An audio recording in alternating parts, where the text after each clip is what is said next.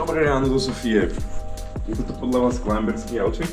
A prečo má slečna so sebou tento malý perekus? To všetko a mnoho ďalšieho sa dozviete už o malú chvíľu.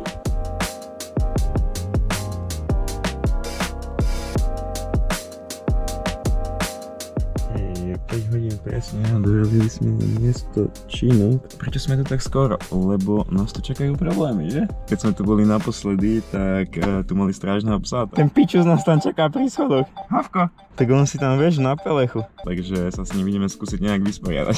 V dnešnej epizóde sa dozviete, na čo nám je to. Nebojte, není to žiadna otrava, je to iba uspávačka na krátke uspanie psíka, aby si dobre pobuvínkal, keď je ohňostroj a podobne. Ja si stále myslím, že on tam nebude.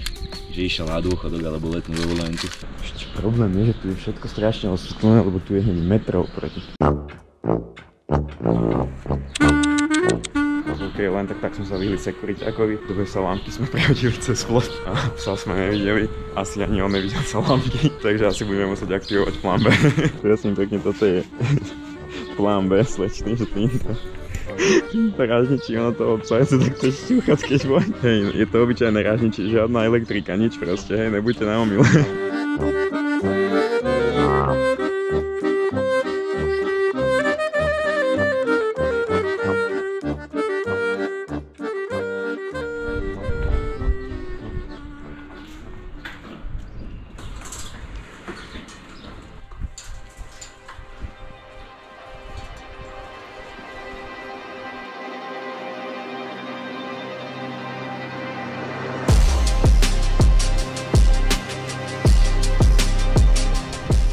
Cesty späť.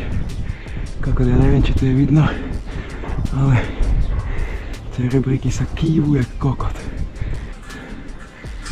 Počujete, jak praská? Jak prží?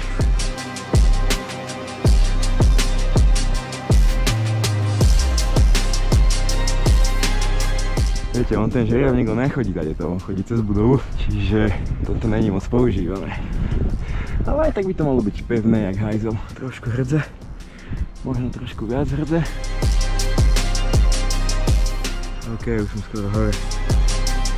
Už len pár hrdzových, vedchých rebríčkov.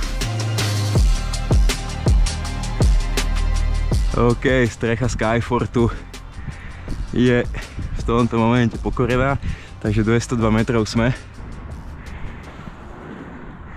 Do piče. Chlapci, tam je búdka strážna. Čo ti jebe?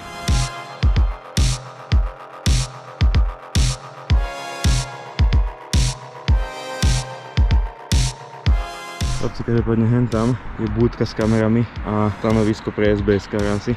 Čiže je dosť možné, že tam spí nejaký SBS-kar. Ráno sa zobudí na stredanie smien, čo bude asi za chvíľu a rovno nás tu uvidí. Mňa fascinuje, ako sa to túto vždy proste hýbe. Teraz to je že dosť malinko, že sa hýbe, ale hýbe sa to aj tak. Mám taký pocit, že tu prekočím celý ten žeriav.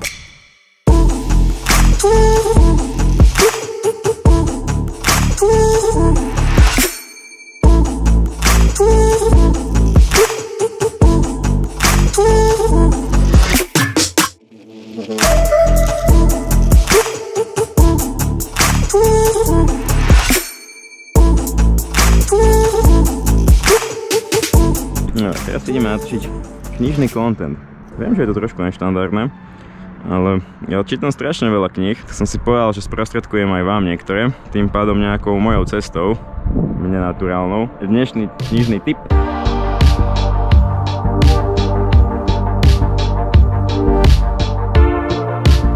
Napíš do komentáru, akú knihu si naposledy prečítal ty. Som na to zvedavý. Podľa mňa veľa z vás si myslí, že som primitív, ale čávo sčítaný. 48 kníh za rok, baby! Teraz sa ideme trošku prejsť po rameni, lebo vy už určite v tomto momente mi píšete v komentároch, že ja som pusy a len dronujem a Pupino tam sa prechádza, takže ešte než dojde žeriavník, pokiaľ už nie na ceste, tak si to ideme trošku prejsť tam, lebo je 6:26, no. V takomto čase oni po tme húti väčšinou už začínajú chodiť do robot. Respektíve roboši už sú v robote, žeriavník väčšinou tak na 7, aby bol ready. Oh, slečna sa už vracia. Dobrý deň, slečno. Dobrý deň. budova je 202, žeriav tak 215 možno, neviem. Ale keď tu budeme ešte kúsok dlhšie, tak sa asi môžeme opýtať aj žeriavníka. Na konci koncov znie, keby tu už niekde boli robotníci, takže asi je čas to tu leftnúť. Podľa mňa začali robiť, lebo tam búcha a znie to jak výťah nákladný alebo nejaký proste vnútorný, takže my sa podľa mňa stretneme dole s robotníkmi. No toto videa, že budeme musieť trošku asi nejak utekať alebo niečo, neviem, lebo oni, hlavne ja neviem, či oni nerobia zrovna tam, kde je ten prechod. Už keď nás vedia, nevedia, tak im povieme, že hi guys, zabludili sme, alebo ja neviem. Takže zlezeme podeste a cez podestu dovnútra a uvidíme, čo sa, jaké možnosti budú ponúkať.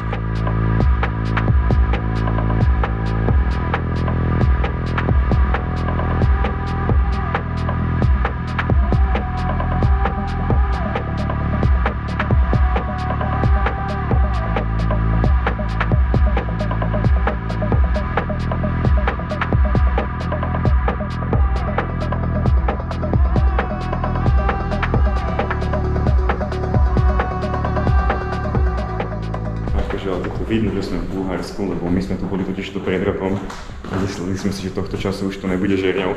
Teraz sme sem došli a tá budova je stále v rovnakom stave.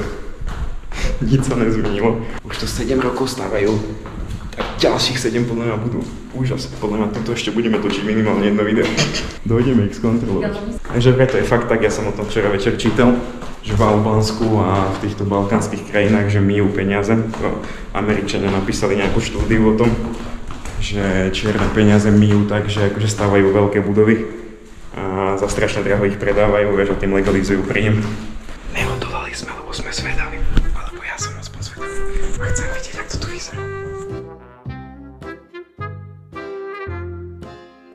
Koľko je hodín, aby sme raňajky nezmačkali? No, neviem, tak šupšie. Za 8 minút začínajú.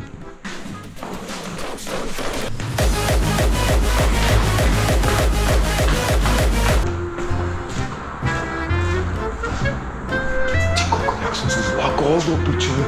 Tu som sa sám seba zlakol do piče. No detálne, a čo tak akože... Toto je pekné.